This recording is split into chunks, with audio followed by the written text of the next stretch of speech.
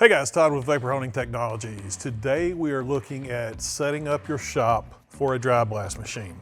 So the first thing you're going to need to set up your shop is obviously a dry blast cabinet. We're standing here in front of our 900 dry blast cabinet.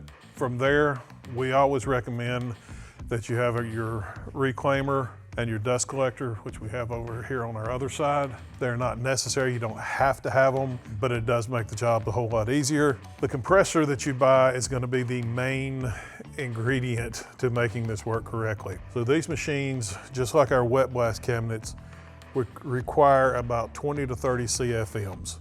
In order for this thing to work properly, you've gotta have adequate airflow. You also wanna look at putting an air dryer on your compressor, because dry blast and moisture do not mix.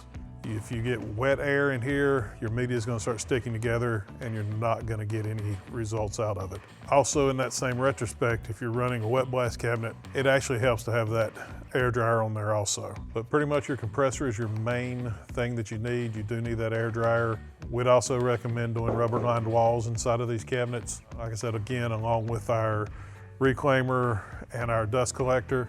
If you have any questions or comments, or if you're interested in purchasing a machine just like this one, give me a call. Our phone number is 828-202-5563. Thanks for watching.